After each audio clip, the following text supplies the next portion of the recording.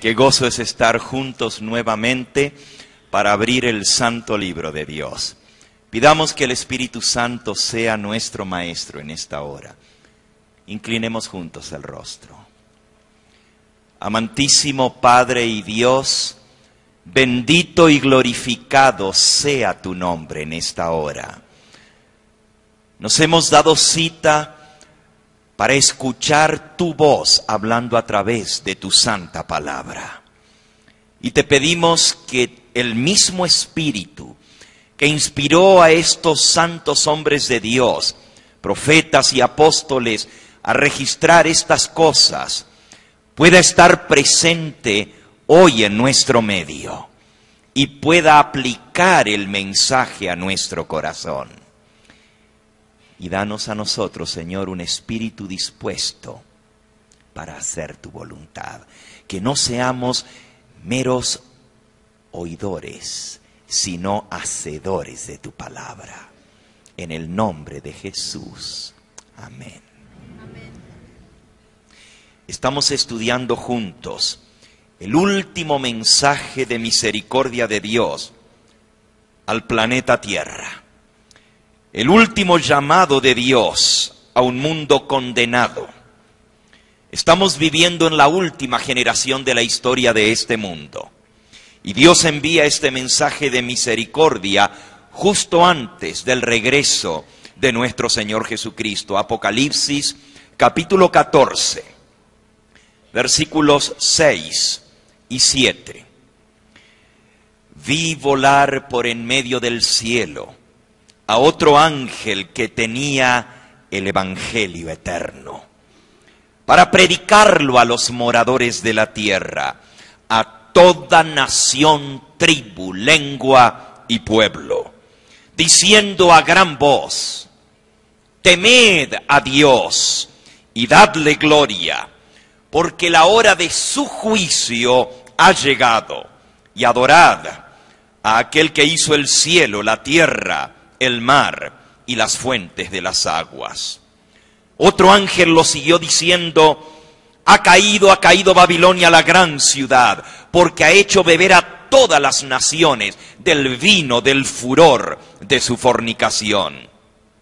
Y el tercer ángel los siguió diciendo a gran voz: si alguno adora a la bestia y a su imagen, y recibe la marca en su frente o en su mano, él también beberá del vino de la ira de Dios, que ha sido vaciado puro en el cáliz de su ira, y será atormentado con fuego y azufre delante de los santos ángeles y del Cordero. Y el humo de su tormento sube para siempre jamás. Y no tienen reposo de día ni de noche los que adoran a la bestia, ni a su imagen, ni nadie que reciba la marca de su nombre. Y entonces el versículo 12, digámoslo todos juntos: aquí está la paciencia de los santos, los que guardan los mandamientos de Dios y tienen la fe de Jesús. Este triple mensaje angélico es enviado a los habitantes del planeta Tierra justo antes del regreso del Señor Jesús. El mensaje del primer ángel llama a todos los habitantes del mundo a temer a Dios y a darle a Él gloria, a adorar al Creador de los cielos y de la tierra, porque la hora de su juicio ha llegado. El mensaje del primer ángel anuncia la hora del juicio de Dios. El mensaje del segundo ángel desenmascara el falso sistema religioso. Babilonia es el nombre de una ciudad donde fue el origen de la religión falsa, pero es también el nombre de una mujer, Apocalipsis capítulo 17, y una mujer en lenguaje profético representa una iglesia. En este caso, si ustedes buscan Apocalipsis 17, dice: vino entonces uno de los 7 ángeles que tenían las 7 copas y habló conmigo diciéndome: ven acá, te mostraré la sentencia contra la gran ramera, la prostituta, que está sentada sobre muchas aguas. Con ella han fornicado los reyes de la tierra, y los moradores de la tierra se han embriagado, se han emborrachado con el vino del furor de su fornicación. Y me llevó en el espíritu al desierto y vi a una mujer sentada sobre una bestia, escarlata llena de nombres de blasfemia. La bestia tenía 7 cabezas y 10 cuernos, y la mujer estaba vestida de púrpura y escarlata, adornada de oro, de piedras preciosas y de perlas, y tenía en la mano un cáliz de oro, lleno de abominaciones y de la inmundicia de su fornicación, y en su frente tenía un nombre escrito, un misterio. ¿Cómo se llamaba la mujer?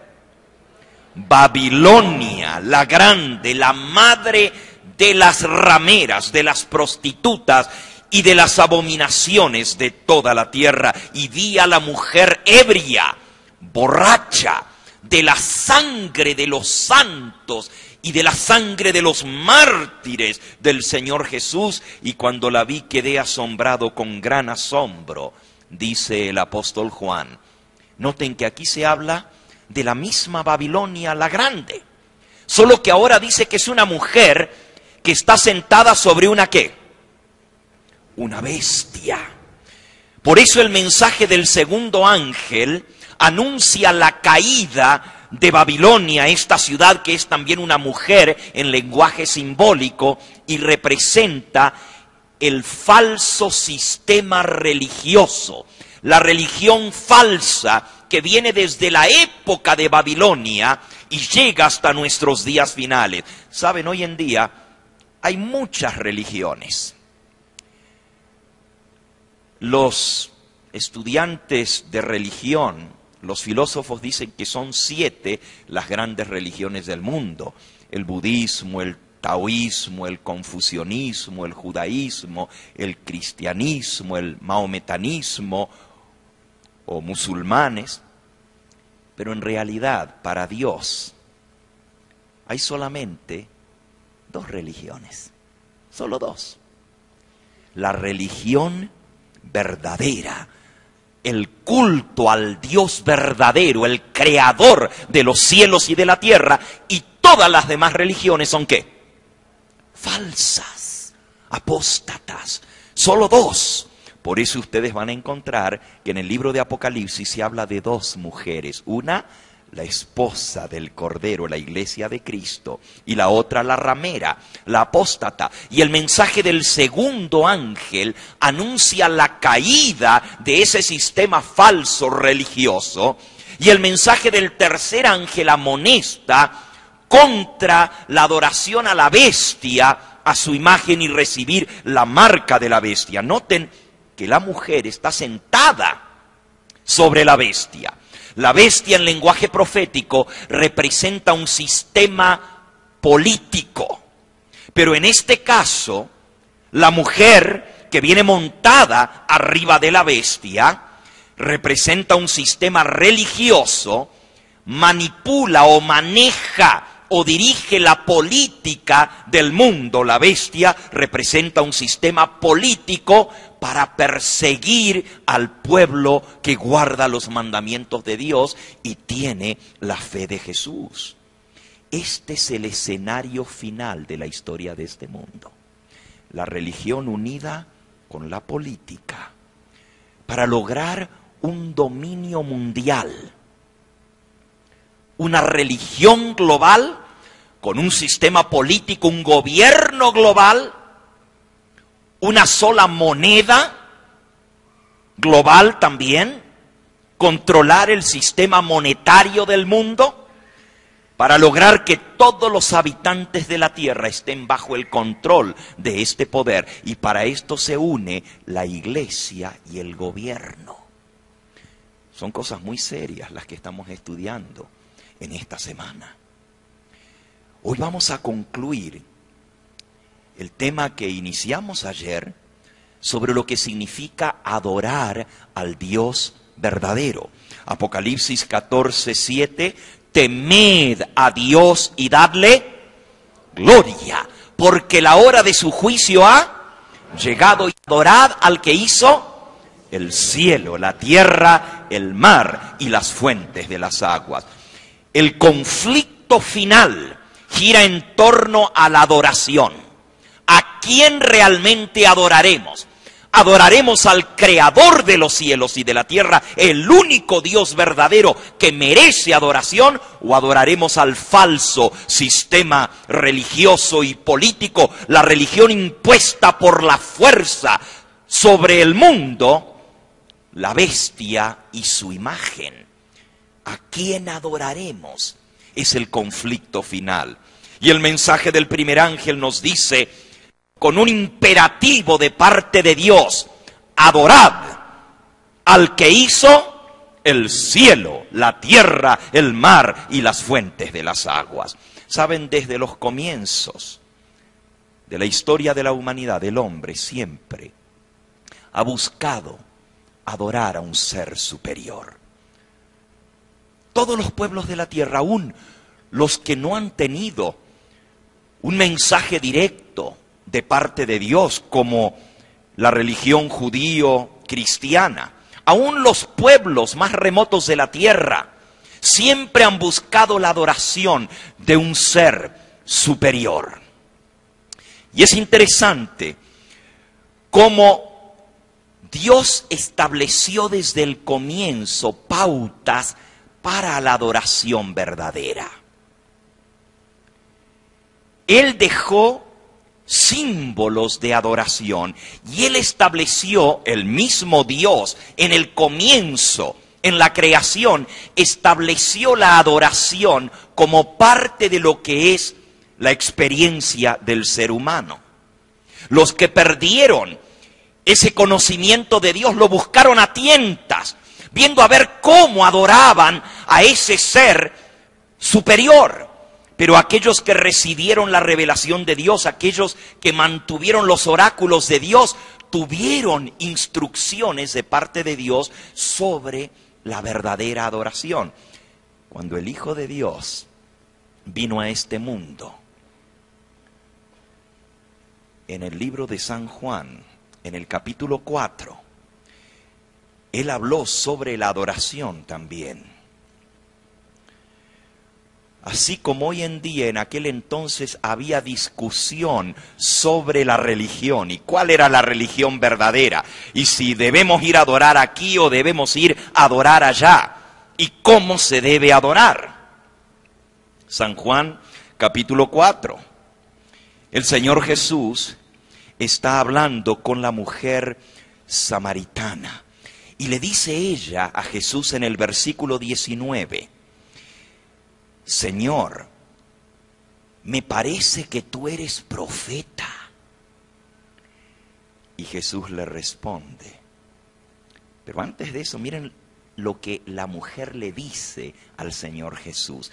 Nuestros padres adoraron en este monte. Ella era samaritana, y los samaritanos adoraban en el monte de Gerizim. Los judíos, vosotros, le dice la mujer a Jesús, decís que hay que adorar en Jerusalén, que ese es el lugar que se debe adorar. Noten la discusión y el conflicto con respecto a la adoración. ¿Cómo debemos adorar? ¿Dónde debemos adorar? ¿Cuál es la religión verdadera? Las dos venían de la misma raíz. Y sin embargo, los samaritanos habían hecho el culto en Samaria, en torno al monte Gerizim, mientras que los judíos habían hecho el culto en torno a Jerusalén, sobre el monte de Sión. ¿En cuál monte hay que adorar? ¿Cuál es la religión verdadera? Le pregunta la mujer al Señor Jesús, y miren la respuesta de Cristo. Jesús le dijo: mujer, créeme, que la hora viene cuando ni en este monte, ni en Jerusalén adoraréis al Padre. Vosotros adoráis lo que no sabéis. Nosotros, hablando ahora de los judíos, adoramos lo que sí sabemos, porque la salvación viene de los judíos. Ahora Jesús aquí dice una gran verdad. Hay gente que adora lo que no sabe. Pero la salvación viene de parte de los judíos. Y uno dice, ¿cómo? La salvación de los judíos. Fue porque Dios reveló al pueblo judío la verdad a través de los profetas. Dios a ellos les reveló el plan de salvación. Y el mismo Señor Jesucristo corrobora que la salvación viene por mano de los hebreos, de los judíos. Pero miren lo que sigue. Acuérdense que le acaba de decir, ni en este monte ni en Jerusalén adoraremos. Vosotros adoráis lo que no sabéis. Nosotros adoramos lo que sí sabemos, porque la salvación viene de los judíos. Mas la hora viene, versículo 23, la hora viene y ahora es cuando los verdaderos adoradores adorarán al Padre, ¿cómo? En espíritu y en verdad. Dios es espíritu, dice el versículo 24. Y los que le adoran en espíritu y en verdad, es necesario que le adoren, porque también el Padre tales adoradores busca que le adoren. Quiere decir que este asunto de la adoración es crucial, es importante, es básico. ¿Cómo adoraremos? ¿A quién adoraremos? ¿De qué manera lo haremos? ¿Dónde adoraremos? Y Jesús dice, ni aquí ni allá. Lo que Dios busca es que le adoremos en espíritu y en ¿qué? Y en verdad. Porque tales adoradores busca el Padre que le adoren. Tremenda verdad. ¿Dios es qué? Espíritu. ¿Puede el ser humano representar al Dios eterno, que es espíritu, en forma humana? ¿Podemos adorar a Dios a través de representaciones de Dios? Esta es una pregunta importante. En espíritu y en verdad son las dos características de la verdadera adoración. Y como Dios es espíritu, Él busca que los que le adoren en espíritu y en verdad. Dos características fundamentales de la verdadera adoración. Y porque Dios es espíritu, Él reveló que Él no quería que le hicieran imágenes de su persona. Vamos a la santa ley de Dios. En el libro de Éxodo, en el capítulo 20. Dice, comenzando en el versículo 1. Habló Dios todas estas palabras diciendo, yo soy Jehová tu Dios, que te saqué de la tierra de Egipto de casa de ¿qué? De servidumbre. No tendrás, ¿qué cosa? Otros dioses delante de mí. Noten el primer mandamiento de la santa ley de Dios. No tendrás otros dioses delante de mí. Pero noten ahora el segundo mandamiento. No te harás ¿qué? Imagen, ni ninguna semejanza de lo que esté arriba en el cielo, ni abajo en la tierra, ni en las aguas debajo de la tierra. No te inclinarás delante de las imágenes, ni les rendirás culto. Porque yo soy Jehová tu Dios, fuerte y celoso, que visito la maldad de los padres sobre los hijos hasta la tercera y cuarta generación de los que me aborrecen, y hago misericordia a millares, a los que me aman y guardan mis mandamientos, dice el Señor. La prohibición en el mandato de Dios es directa. No te harás imágenes, ni de lo que está arriba en el cielo, ni abajo en la tierra. No te postrarás delante de las imágenes, ni les rendirás culto, porque yo soy Jehová, tu Dios. Dios es espíritu. Y Él les dice un poquito más adelante, en el mismo capítulo 20, no os haréis dioses de oro ni de plata, ni ninguna representación de la deidad, porque cuando yo descendí del monte ninguna figura visteis. ¿A qué pues me haréis semejantes? ¿Cómo se puede hacer una representación de Dios para adorarlo cuando Dios es espíritu? Este es un mandato divino que tiene que ver con la adoración. Y Dios busca verdaderos adoradores que le adoren ¿en qué? En espíritu. En un momento vamos a ver cómo es adorarle en verdad.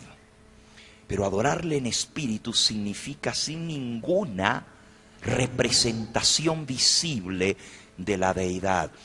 La palabra de Dios nos habla vez tras vez sobre esta tremenda verdad. Busquen, por ejemplo, en el Salmo 115. Y aquí el salmista, con palabra categórica, habla en contra de las representaciones visibles de la deidad. Salmo 115 dice: no a nosotros, oh Jehová, no a nosotras, sino a tu santo nombre da gloria. Noten que el mensaje del primer ángel dice: temed a Dios y dadle gloria, dadle gloria. Y ahí dice el Salmo 115: a tu nombre sea la gloria, da gloria, por tu misericordia, por tu verdad. ¿Por qué han de decir las gentes, ¿dónde está ahora su Dios? Y miren la respuesta: nuestro Dios está ¿dónde? En los cielos. Todo lo que quiso ha hecho. Los ídolos de ellos son plata y oro, obra de manos de hombres. ¿Tienen boca? Pero no hablan. ¿Tienen ojos? Pero no ven. ¿Tienen orejas? Pero no oyen. ¿Tienen narices? Pero no huelen. Manos tienen, mas no palpan. Pies tienen, mas no andan. No hablan con su garganta. Semejantes a ellos son los que lo hacen y cualquiera que confía en ellos. La insensatez de la idolatría. Qué tristeza, qué dolor, que en la iglesia cristiana, la misma iglesia que el Señor Jesús fundó, pudieran introducirse formas de culto contrarias al mandato directo de la palabra de Dios. ¿Saben de lo que estoy hablando? ¿Saben de lo que estoy hablando?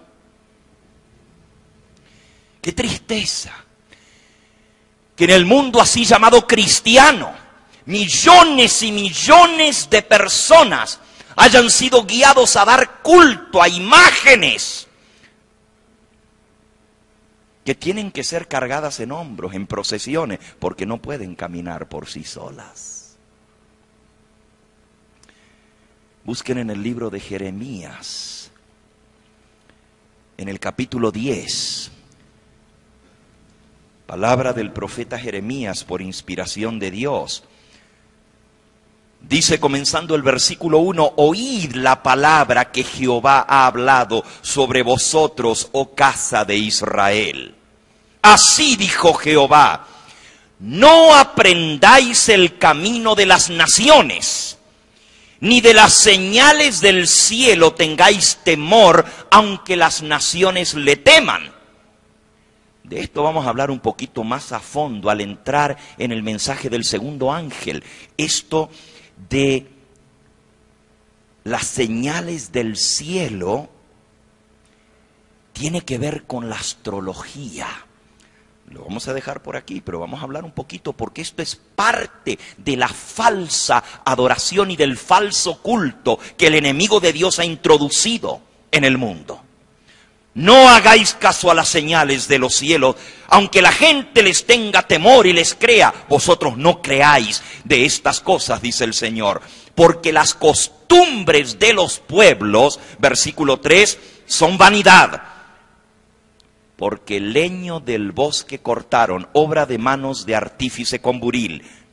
Con plata y oro lo adornan, con clavos y martillo lo afirman para que no se mueva. Están derechos como una palmera, tiesos. No hablan. Son llevados al hombro en procesiones, porque no pueden andar. No tengáis temor de ellos, porque ni pueden hacer mal, ni pueden hacer bien. No hay semejante a ti, oh Jehová. Grande eres tú y grande tu nombre en poderío. ¿Quién no te temerá, oh Rey de las naciones? Porque a ti es debido el temor, porque entre todos los sabios de las naciones y en sus reinos no hay nadie semejante a ti. Todos se infatuarán y se entontecerán. Enseñanza de vanidades es el leño. El leño se refiere al pedazo de palo con que se hace una imagen. Traerán plata batida de Tarsis y oro de Ufaz, obra del artífice y de manos del fundidor.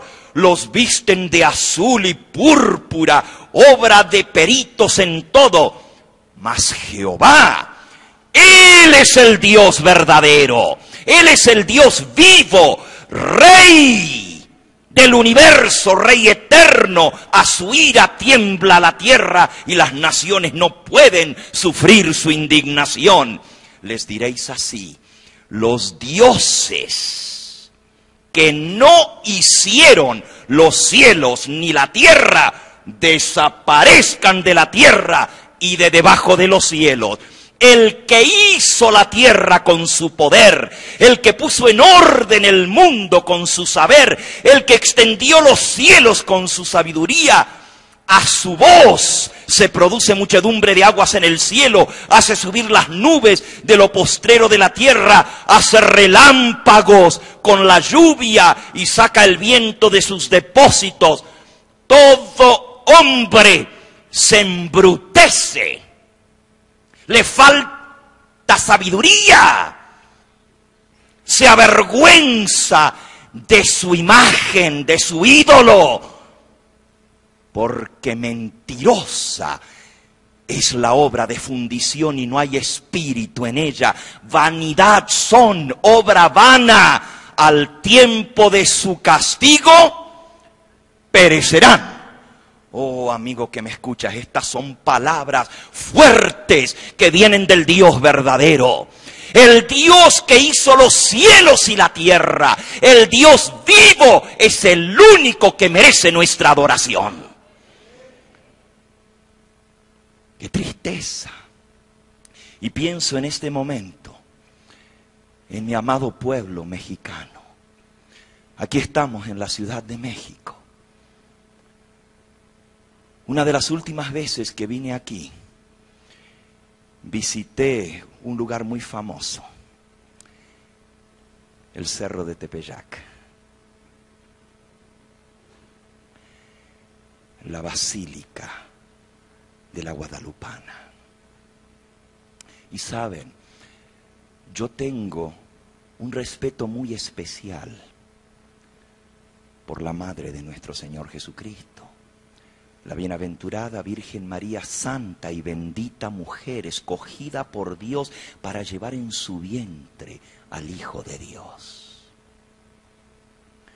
Y lo que voy a decir a continuación no es en contra de esa bendita y santa mujer, sino en contra de lo que la Biblia llama vanidad, insensatez.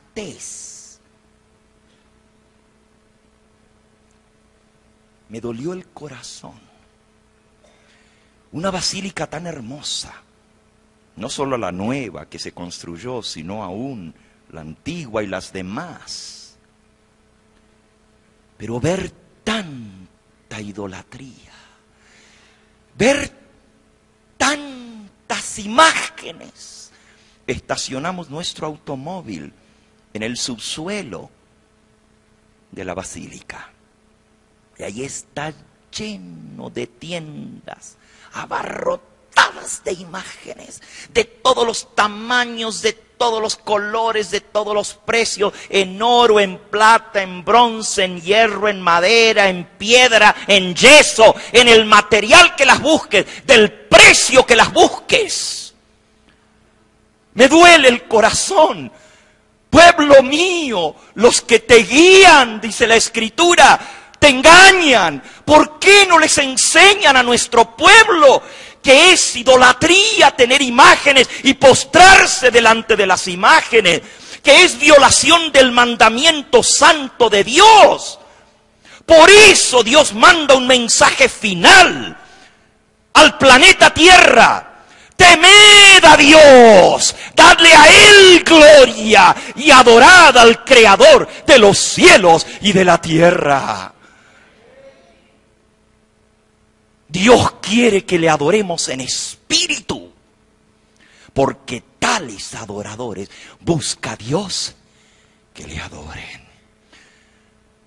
Sí, Dios tiene muchos hijos que en ignorancia le buscan, como si fuera a tientas, porque nadie les enseñó este mandato de Dios.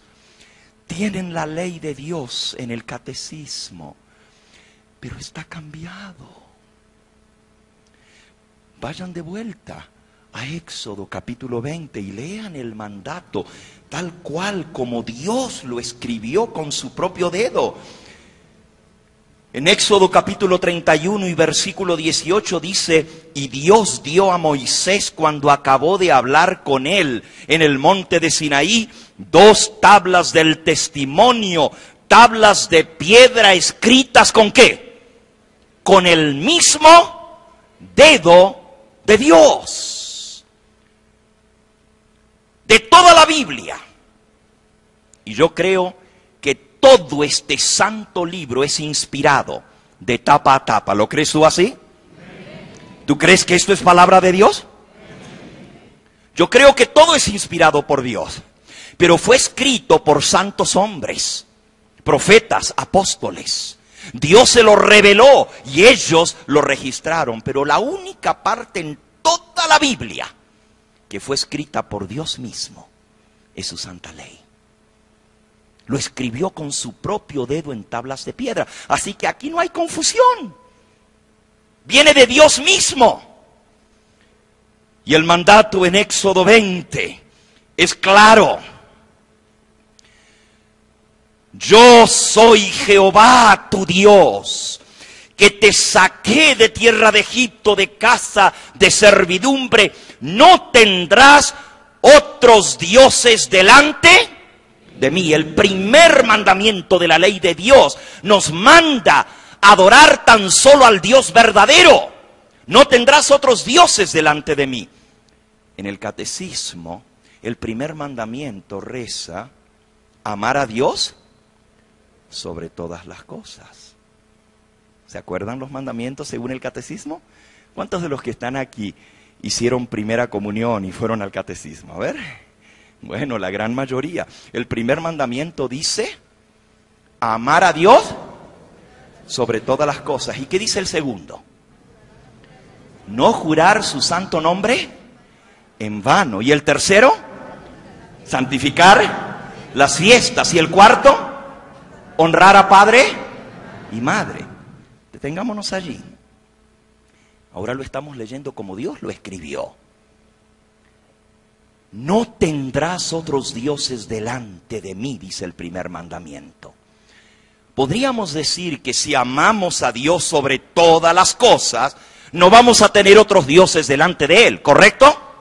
Bueno, podríamos decir que el sentido del primer mandamiento en el catecismo es similar al primer mandamiento como Dios lo escribió. No tener otro delante de Él es amarle a Él sobre todas las cosas. Pero ¿y por qué cambiar lo que Dios escribió? Pero la cosa se pone más grave. Porque el segundo mandamiento, como Dios lo escribió, reza así: no te harás imagen, ni ninguna semejanza de lo que esté arriba en el cielo, ni abajo en la tierra, ni en las aguas debajo de la tierra. No te inclinarás a las imágenes, ni las honrarás, porque yo soy Jehová, tu Dios, fuerte, celoso, que visito la maldad de los padres sobre los hijos hasta tercera y cuarta generación de los que me aborrecen, y hago misericordia a millares, a los que me aman y guardan mis mandamientos. Y miren el tercer mandamiento, versículo 7, léanlo. No tomarás el nombre de Jehová tu Dios en vano, porque no dará por inocente Jehová al que tomare su nombre en vano. Ahí está el tercer mandamiento, no tomar el nombre de Dios en vano. Es el segundo en el catecismo. No jurar su santo nombre en vano. ¿Qué pasó con el segundo mandamiento? ¿Qué pasó? No está cambiado. Está eliminado, está quitado. ¿Con qué autoridad? ¿Por qué será que habrán quitado este mandamiento del catecismo? Yo creo que no necesitamos esforzarnos mucho la mente para entender, ¿verdad? El mandamiento dice: no te harás ¿qué? Imagen, ni ninguna semejanza de lo que está arriba en el cielo ni abajo en la tierra. No te postrarás delante de las imágenes ni les rendirás culto. ¡Qué cosa tan terrible! Para cubrir una costumbre que vino, y me estoy casi adelantando al tema que vamos a ver sobre Babilonia, porque tenemos que entender de dónde vino el culto a las imágenes. Si Dios desde el comienzo le dijo al hombre que no hiciera imágenes, ¿de dónde vinieron? La antigua Babilonia es el origen del culto a las imágenes. Pero lo terrible es que esto se infiltra en la iglesia cristiana. Y por seguir las costumbres de los pueblos. Hace un momento leímos que Dios les dijo: no sigáis las costumbres de los pueblos, porque lo que ellos hacen es vanidad. Pero tristemente, por seguir las costumbres de los pueblos, se ha permitido introducir algo en el culto cristiano, que es violación directa al segundo mandamiento de la ley de Dios. Y como ya las costumbres imperaron, y por tradición se vienen utilizando imágenes en todas las iglesias, se les prende veladoras. Y saben, los líderes religiosos saben que esto no es correcto. Entonces dicen: bueno, pero no adoramos las imágenes, no las adoramos, nomás nos sirven para que pensemos en lo que representan. Y hasta han inventado algo que dice que a Dios se le rinde la tría, a la Virgen hiperdulía y a las imágenes dulía. Son palabras del latín, ¿no es cierto? latría dicen que es adoración solo al Dios verdadero. Hiperdulía es una adoración especial, pero un poco menos a la Virgen. Y entonces a los santos y las imágenes no es adoración, sino que es respeto y reverencia, pero no adoración. Pero el mandamiento de Dios es claro: no te harás imágenes, ni de lo que está arriba en el cielo, ni de Dios, ni de Cristo. Y sin embargo los crucifijos llenan las iglesias, los cementerios y los hogares de los así llamados cristianos, cuando Dios dijo: no te harás imágenes, no te postrarás delante de ella. ¿Por qué no le enseñamos al pueblo la verdad? ¿Por qué permitimos que se rinda un culto a Dios que Él no puede aprobar? Porque Él dijo que Él está buscando verdaderos adoradores, que le adoren ¿en qué? En espíritu. Y como Dios es espíritu, no podemos representarlo con representaciones visibles de la deidad. Pero también Cristo dijo que el Dios busca quienes le adoren en espíritu y ¿en qué? Y en verdad. Que es verdad. Sigan el próximo mandamiento de la ley de Dios. Dice el versículo 8: acuérdate del día de reposo para santificarlo. 6 días trabajarás y harás toda tu obra, mas el séptimo día es sábado, reposo para Jehová tu Dios. No hagas en él obra alguna, ni tú, ni tu hijo, ni tu hija, ni tu siervo, ni tu criada, ni tu bestia, ni el extranjero que está dentro de tus puertas. Porque en 6 días hizo Jehová los cielos, la tierra, el mar y todas las cosas que en ellos hay. Y reposó, ¿qué día? El séptimo día. Por tanto Jehová bendijo el día de sábado y ¿lo qué? Lo santificó. Pregunto en esta noche, ¿será que nomás la Biblia que nosotros tenemos aquí dice esto? ¿Hay alguien aquí que tenga un ejemplar de las Santas Escrituras católica? ¿Alguien tiene aquí, en esta noche, una Biblia católica? ¿Tú tienes una? Oh, pues tráemela. Tráemela por un momentito. Vamos a ver si la Biblia católica dice exactamente lo mismo sobre las imágenes y sobre el día de reposo. Ven, ven. Gracias. La Biblia latinoamericana.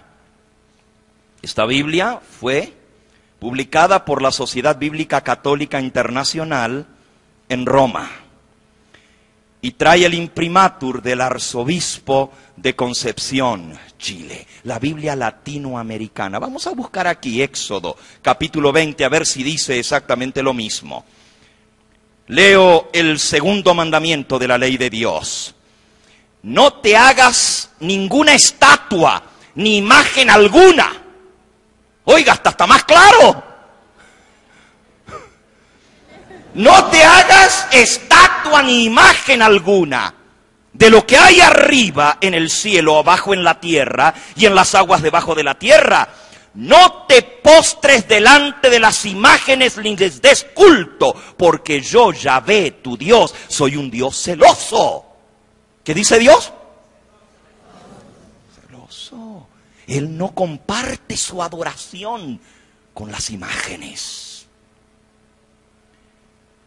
Ese es el segundo mandamiento. Vamos ahora al cuarto mandamiento, Éxodo capítulo 20 y versículo 8. Leo en la Biblia Católica Latinoamericana. Acuérdate del día del sábado para santificarlo. ¡Más claro todavía! Porque en la Biblia que tenemos nosotros, que es la Biblia Reina Valera, dice acuérdate del día de ¿qué? De reposo. Ahora, si ustedes se fijan en sus Biblias, al lado de día de reposo tiene un asterisco. Un asterisco es una estrellita pequeña. Y si miran al pie de la página, así como en mi Biblia, la estrellita dice, aquí equivale a ¿qué? A sábado. Claro, dice lo mismo. ¿Saben por qué lo traducen día de reposo en la Biblia Reina Valera? Porque la palabra sábado en hebreo, que Dios lo escribió con su dedo, se dice Sabbat. De ahí viene el nombre del nuestro séptimo día de la semana, sábado. Sabbat quiere decir sábado. Pero en hebreo la palabra Shabbat quiere decir reposo. Por eso los traductores dicen, acuérdate del día de ¿qué? Del Shabbat, del día de reposo para santificarlo. La Biblia católica escoge no traducir el nombre del día o su significado, Shabbat, reposo, sino dejarlo como en el idioma original. Miren, acuérdate del día del sábado para santificarlo. Trabaja 6 días y en ellos haz todas tus faenas. Pero el día séptimo es día de descanso consagrado a Yahvé tu Dios. Que nadie trabaje, ni tú, ni tus hijos, ni tus hijas, ni tus siervos, ni tus siervas, ni tus animales, ni los forasteros que viven en tu país. Pues en 6 días Yahvé hizo el cielo, la tierra, el mar y todo cuanto hay en ellos, pero el séptimo día Yahvé descansó. Por eso bendijo el sábado y lo hizo sagrado. El mandato de Dios es claro, directo.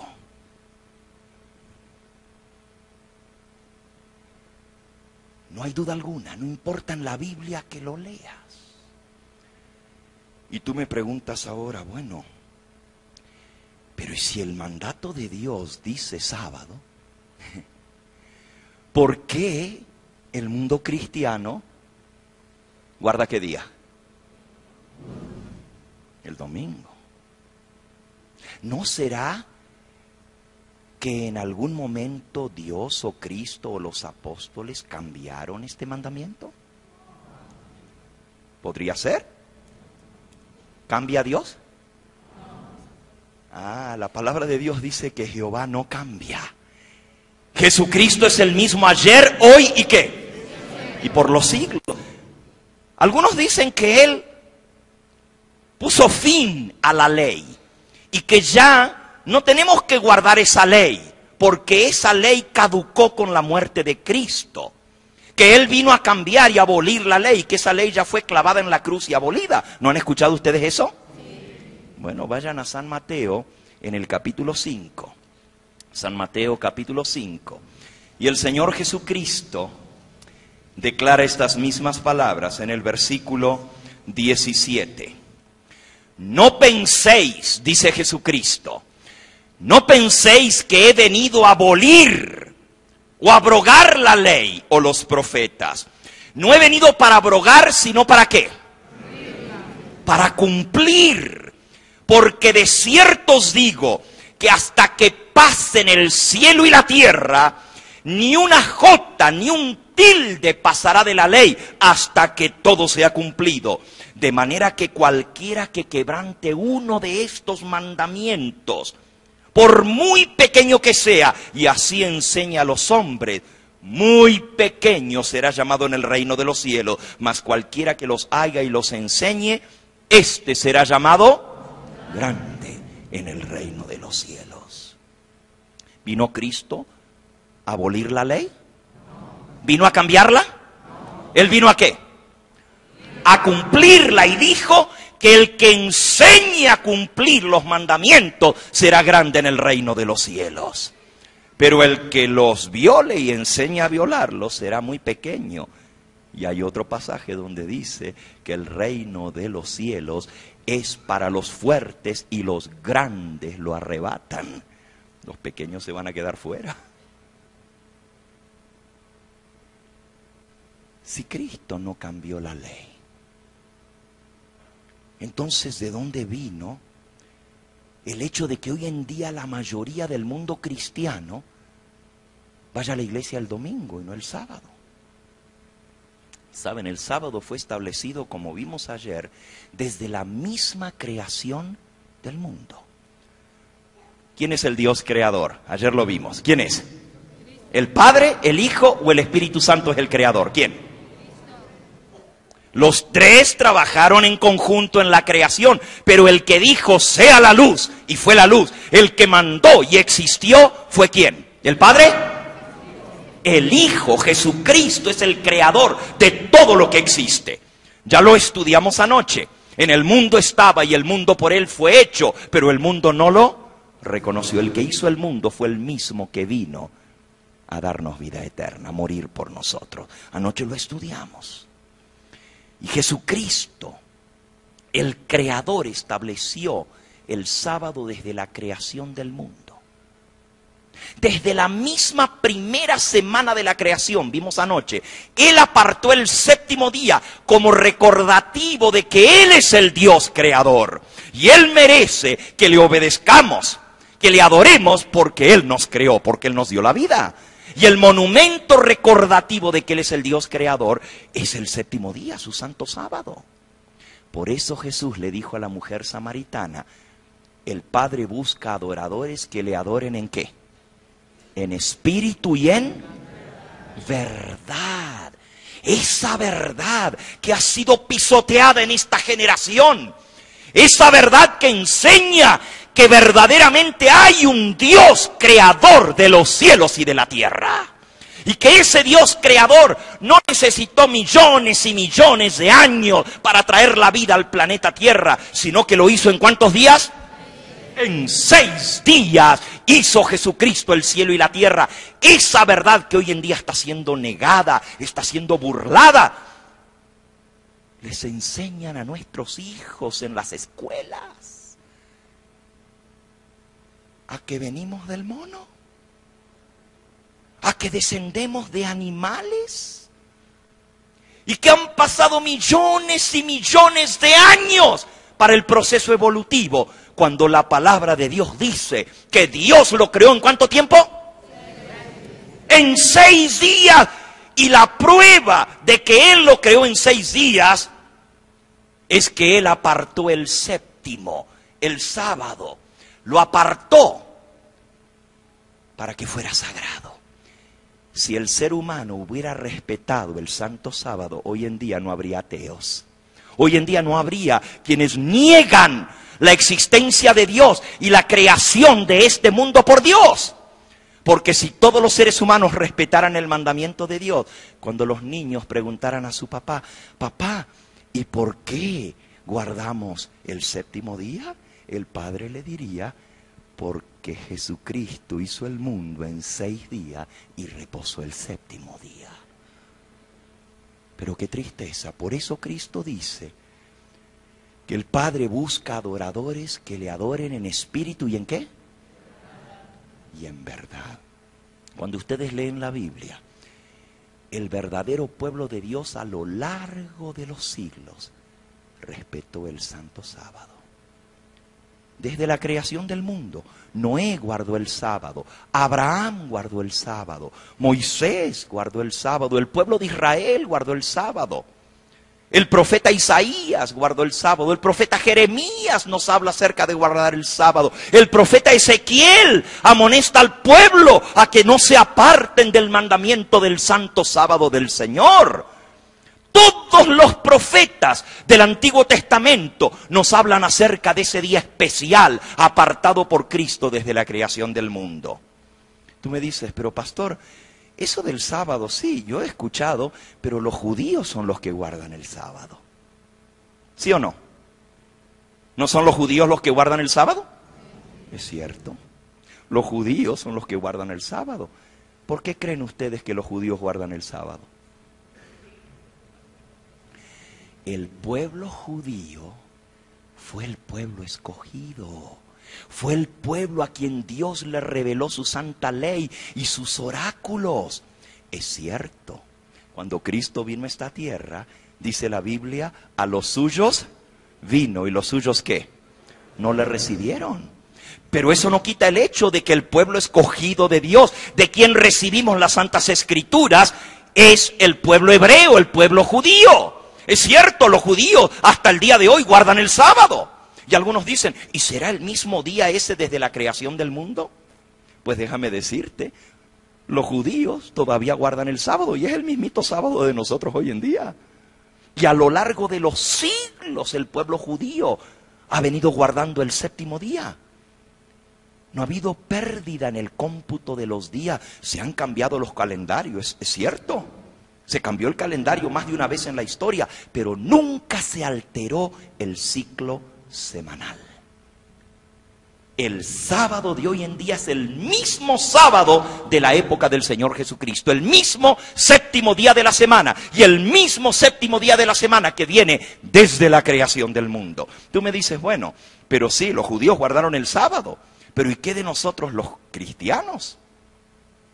¿No será que los cristianos guardamos el domingo en honor de que Cristo resucitó en domingo? ¿Creen ustedes de que si el Señor Jesucristo tenía intenciones de cambiar un mandamiento de su santa ley, que Él mismo escribió con su dedo, no lo habría revelado en su palabra? ¿No lo habría dejado escrito en este libro? Que los apóstoles que escribieron el Nuevo Testamento, después de la muerte y la resurrección de Cristo al cielo, ¿no habrían registrado en el Nuevo Testamento que después de la muerte y resurrección de Cristo, los cristianos debíamos guardar el domingo? Ustedes pueden leer el Nuevo Testamento, desde la primera hoja hasta la última, y no van a encontrar un solo mandato ni de Cristo, ni de los apóstoles, que dicen que hay que guardar el domingo en honor de la resurrección de Cristo. Simplemente no existe. Al contrario, el texto declara que el sábado iba a seguir siendo guardado por el pueblo de Dios. Vamos a ver algunos pasajes. Vamos a San Lucas. San Lucas al capítulo 23. Y yo tengo allí pendiente la preguntita que quedamos anoche y que les acabo de hacer ahora. No me he olvidado. Si el sábado es el día de reposo, ¿quién lo cambió? ¿Desde cuándo para aquí se guarda el domingo? Lo vamos a ver. San Lucas capítulo 23. Nos habla acerca de la muerte de nuestro Señor Jesucristo, su sepultura y su resurrección. Vamos a comenzar allí con el versículo 50 de San Lucas 23. Dice, había un varón llamado José de Arimatea, ciudad de Judea, el cual era miembro del concilio, varón bueno y justo, que también esperaba el reino de Dios y no había consentido en el acuerdo ni en los hechos de ellos, fue a Pilato y pidió el cuerpo de Jesús, y quitándolo, lo envolvió en una sábana y lo puso en un sepulcro abierto en una peña en el cual aún no se había puesto a nadie. Era el día de la ¿qué? De la preparación, y estaba para comenzar ¿qué día? El sábado, el día de reposo. ¿Qué día murió Cristo? Viernes. ¿Cómo se le llama al viernes en la Biblia? ¿Día de la qué? De la preparación. ¿Saben? Entre los hebreos, los nombres de los días son muy interesantes. Por ejemplo, el séptimo día se llama sábado, que quiere decir reposo.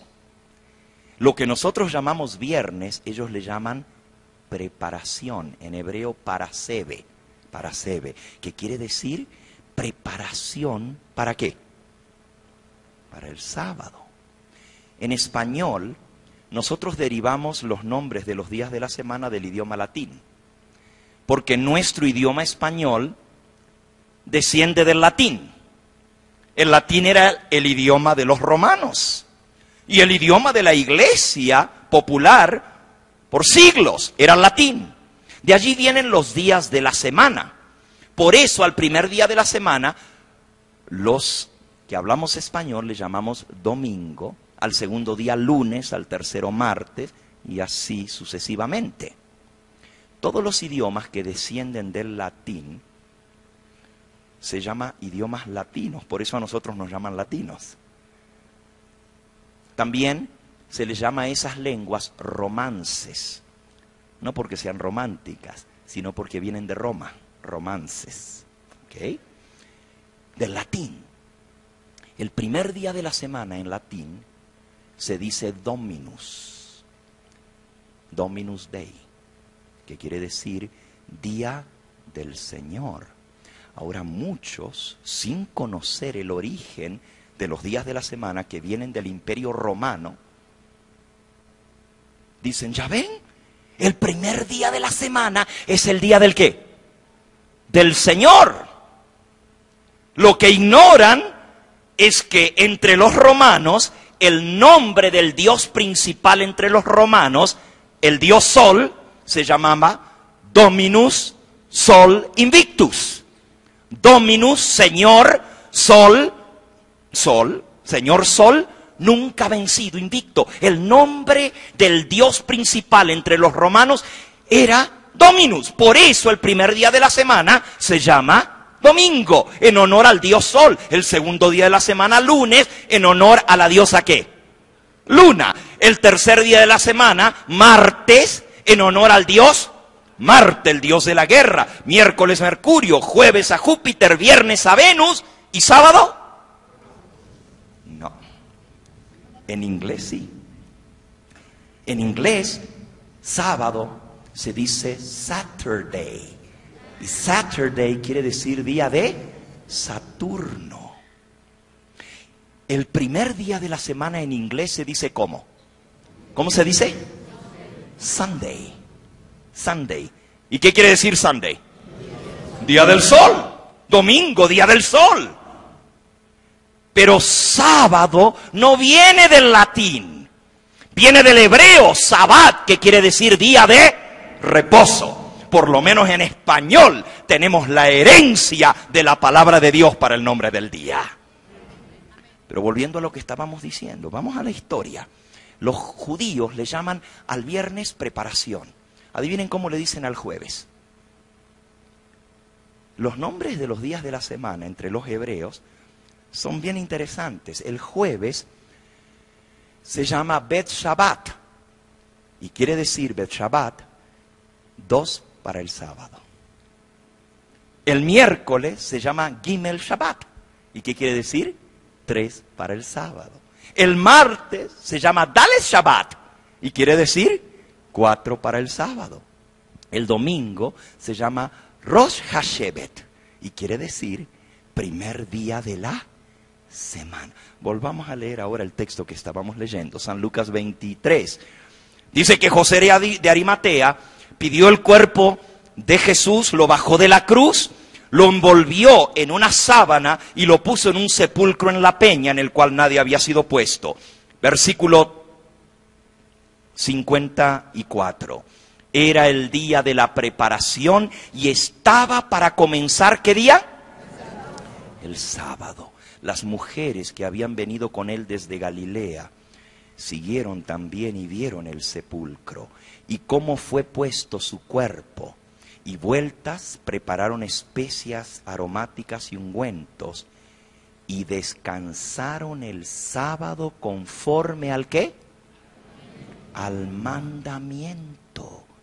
El primer día de la semana, miren cómo se le llama en la Biblia al domingo. El primer día de la semana, muy de mañana, vinieron al sepulcro trayendo las especies aromáticas que habían preparado y algunas otras mujeres con ella, y hallaron removida la piedra del sepulcro, y entrando no hallaron el cuerpo del Señor Jesús. Cristo muere un viernes. ¿A qué hora murió el Señor Jesucristo? A la hora nona, que son las 3 de la tarde. Apenas si les dio tiempo para ir y conseguir el permiso de bajarlo de la cruz.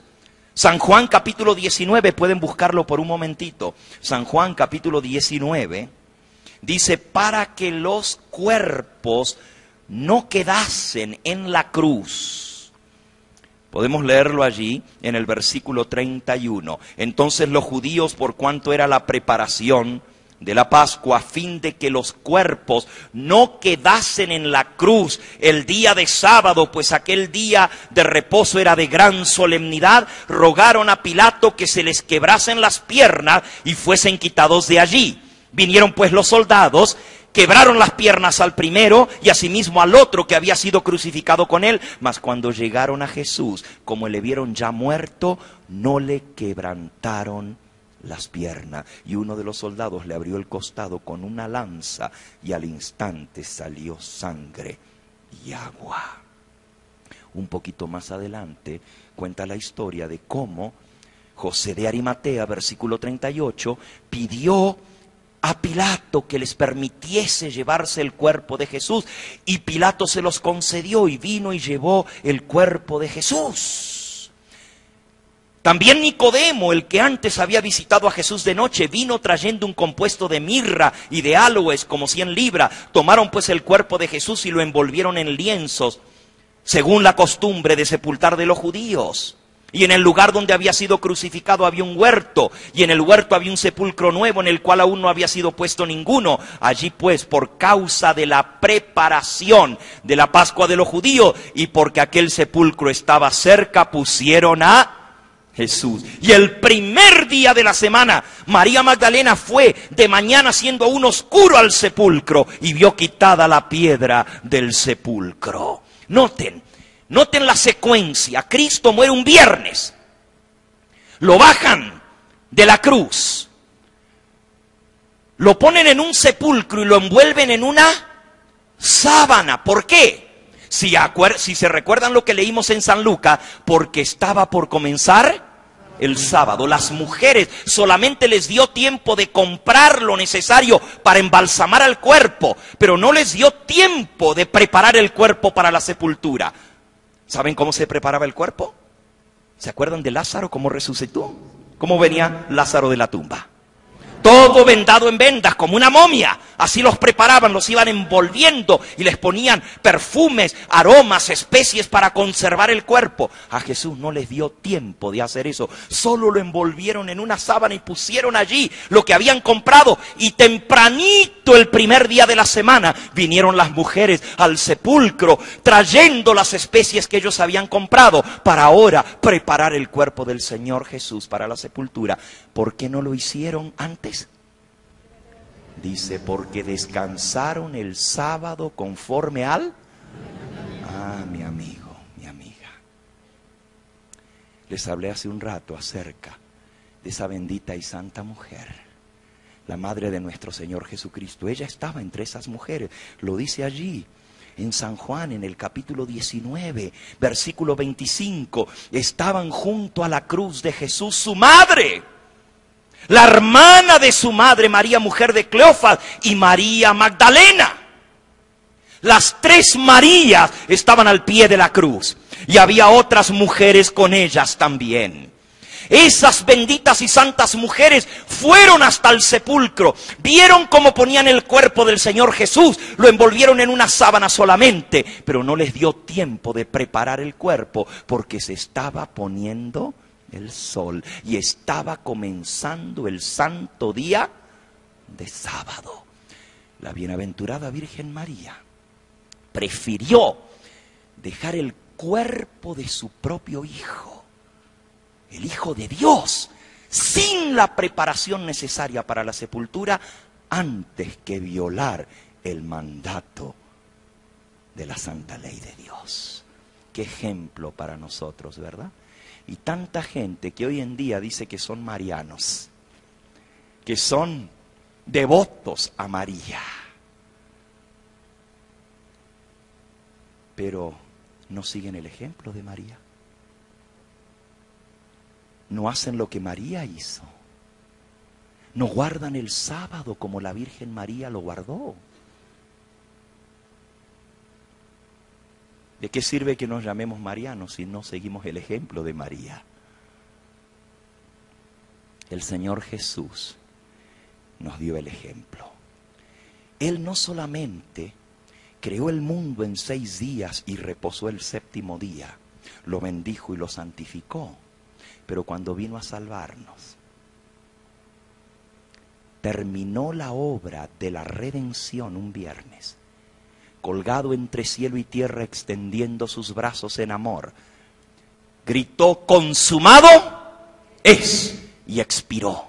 Un viernes derramó su sangre por nosotros, descansó en la tumba el sábado, descansó por la obra concluida de la redención. Noten, en la creación descansó no porque estaba cansado, Descansó porque había concluido la obra de la creación. En la redención descansó en la tumba porque había concluido la salvación de la raza humana. El mismo Cristo nos da el ejemplo.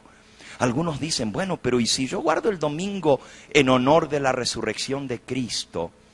¿Tiene algo de malo? Bueno, si vas a guardar el domingo en honor de la resurrección de Cristo, ¿por qué no guardas el viernes en honor de su muerte?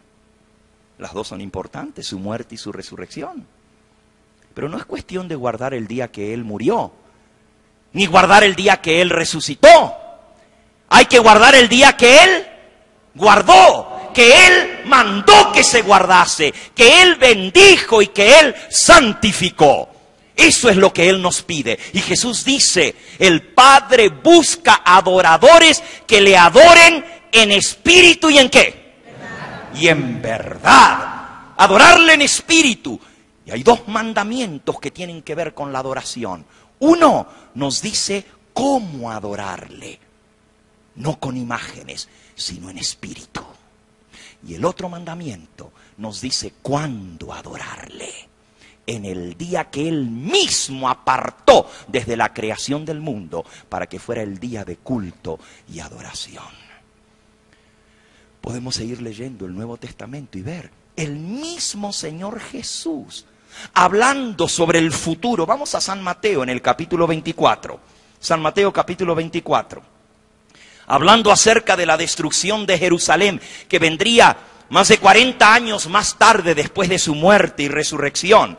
En ese sermón profético, el Señor Jesús les dice a sus discípulos, versículo 16 de Mateo 24, los que estén en Judea huyan a los montes. El que esté en la azotea no descienda a tomar algo en su casa. El que esté en el campo no vuelva atrás para tomar su capa.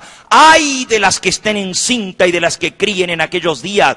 Orad, pues, para que vuestra huida no sea en invierno ni en ¿qué? Ni en sábado. Les dijo, cuando veáis la ciudad de Jerusalén rodeada de ejércitos, sabed que su fin ha llegado. El que esté en la azotea, no vuelva a la casa. El que esté en el campo, no entre a la ciudad, huya. Orad para que vuestra huida no sea en invierno ni en ¿qué? Si después de su resurrección se iba a guardar el domingo en honor de la resurrección, ¿por qué Jesucristo mandó a que orasen para que su huida no fuera en sábado? Cristo no sabía nada de ese cambio. No estaba dentro de sus planes. 40 años después, cuando la ciudad de Jerusalén fue destruida, no fue en sábado, fue en martes.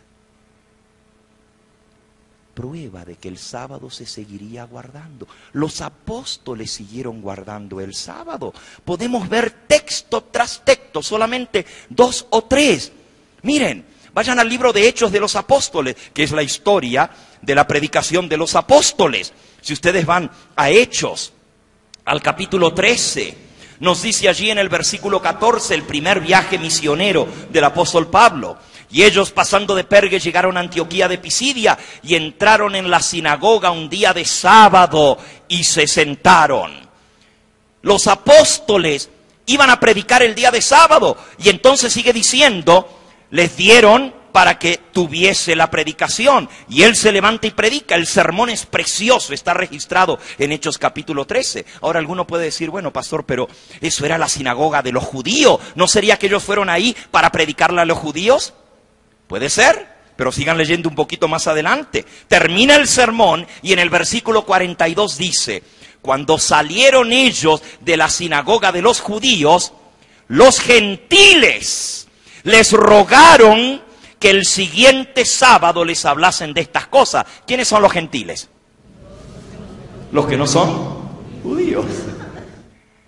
Los gentiles les dijeron que el próximo sábado les hablasen de estas cosas. Ahora, esa era la oportunidad para San Pablo decirle, no hace falta que esperemos hasta el próximo sábado.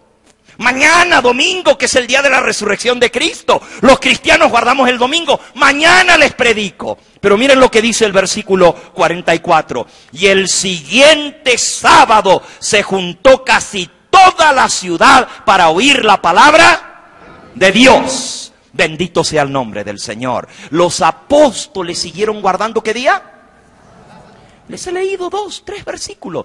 Podríamos pasarnos el resto de esta noche leyendo versículos que muestran que años después, décadas después de la resurrección de Cristo, los apóstoles seguían guardando el sábado tal cual como el mandamiento lo indicaba.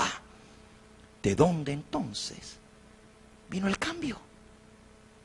¿Cuándo se efectuó un cambio tan importante como es cambiar el día que Cristo bendijo y santificó desde la creación del mundo? ¿Quién se atrevió a hacerlo? ¿Saben ustedes que estaba profetizado? ¿Saben ustedes que siglos antes se había hablado de un poder que iba a pensar que tenía el derecho de cambiar el santo sábado? ¿Quieren leerlo? Busquen en el libro de Daniel. Busquen en el libro de Daniel. El profeta Daniel, en el capítulo 7. Ya en esta noche no nos queda tiempo de profundizar más. Pero no se preocupen, porque mañana vamos a entrar a estudiar el mensaje del segundo ángel que desenmascara a Babilonia, la religión falsa, esa mujer que ha dado a beber a todas las naciones del vino del error, de la mentira, del engaño. ¿Y de dónde vino esto? El día de culto que los paganos adoraban al sol se introdujo en la iglesia cristiana como si fuera el día de reposo, cuando el Dios creador, Jesucristo, instituyó el séptimo día. Pero la religión falsa puso el primer día de la semana en honor al Dios Sol. Y ese día que viene relacionado con el culto a la deidad pagana, al Sol, se introduce en la iglesia cristiana. ¿Cuándo? ¿Quién se atrevió a hacerlo? Lean Daniel capítulo 7. Dice en el versículo 25. Y hablará palabras ¿contra quién? Contra el Dios Altísimo. Y a los santos del Altísimo quebrantará. Y pensará en cambiar los tiempos y la ¿qué? Y la ley. ¿Quién es este poder que dice que iba a hablar palabras contra el Dios Altísimo? Que a los santos del Altísimo quebrantaría, perseguiría al pueblo de Dios. Y que pensaría en cambiar los tiempos y la ley. ¿Quién es este poder que se atrevió a cambiar los tiempos establecidos por Dios mismo? ¿Quién? Sorpréndanse, noten lo que dice. Y a los santos del Altísimo, ¿qué hará? Quebrantará. Vean, Daniel capítulo 7 y versículo 21. Veía yo que este cuerno hacía guerra ¿contra quiénes? Contra los santos y los vencía. Este poder hacía guerra contra los santos y los vencía. Vayan ahora a Apocalipsis capítulo 13, rápidamente. Apocalipsis capítulo 13. Y miren lo que dice aquí. Versículo 7. Se le permitió hacer guerra contra los santos y ¿qué? Y vencerlos. Se le dio también autoridad sobre toda tribu, pueblo, lengua y nación. Y adoraron a la bestia todos los moradores de la tierra, cuyos nombres no estaban escritos en el libro de la vida del Cordero, que fue inmolado desde el principio del mundo. Un poder llamado la bestia se iba a atrever a cambiar los tiempos y la ¿qué? Y la ley de Dios, los tiempos establecidos por Dios mismo para la adoración y el culto, serían cambiados por un poder que perseguiría a los santos ¿de qué? Del Altísimo. Apocalipsis 17, versículo 6. Y vi a la mujer, Babilonia, ebria, borracha de la sangre de los santos y de la sangre de ¿quiénes? De los mártires del Señor Jesús. Esa mujer, Babilonia, la grande, es responsable de haber perseguido a los santos del Altísimo. Y como está montada sobre una bestia, que es el poder civil, se iba a atrever. Solamente alguien que tiene poder para hacer leyes puede cambiar la ley. Iba a usar el poder civil para perseguir al pueblo de los santos del Altísimo. ¿Ustedes creen que lo que estamos viendo hasta ahora es interesante? Esperen mañana cuando estudiemos acerca de esa mujer, Babilonia, y cómo se logró este cambio tan atrevido. Atreverse a cambiar la misma ley de Dios. Esto sí que es algo grave. Te pregunto a ti en esta noche. Tú estás comenzando a ver que hay un tremendo sistema de culto falso. Cristo dijo que hay que adorar a Dios en espíritu, no a través de imágenes. Que hay que adorarle en verdad, en el santo día que Él bendijo y santificó desde la creación del mundo. Pero ha habido un trueque, ha habido un cambio, ha habido una infiltración en la iglesia cristiana. Y esa infiltración cambió la verdad por el error y la mentira. Te pregunto a ti, ¿qué harás con esta verdad? ¿Quieres decirle al Señor, estoy dispuesto a seguirte a ti y a nadie más que a ti? Si ese es tu deseo, te invito a que te unas a mí en esta hora. Allí donde estás. Y dile, Señor, quiero seguirte a ti. Quiero serte fiel. Estoy dispuesto a hacer tu voluntad. ¿Quieres ponerte en pie y decírselo de todo corazón en esta hora? ¿Quieres? Amén. Bendito sea el nombre del Señor. Y tú que nos ves a través de la pantalla, tú que nos escuchas en esta hora y Dios te ha llamado a escuchar este mensaje, ¿echarás tu suerte con el pueblo de Dios? Le dirás al Dios creador, Señor, tan solo a ti adoraré en espíritu y en verdad. Si esta es tu decisión, díselo al Señor allí mismo donde tú estás. Dile, Señor, quiero servirte, quiero hacer tu voluntad. Y si has tomado la decisión de entregarle tu vida a Él, llámanos a 3ABN Latino. Dinos de esa decisión, que queremos regocijarnos contigo. Queremos orar por ti para que el Señor ponga su fuerza en ti. Llámanos y haznos partícipes de este gozo de la decisión de seguir a Cristo Jesús.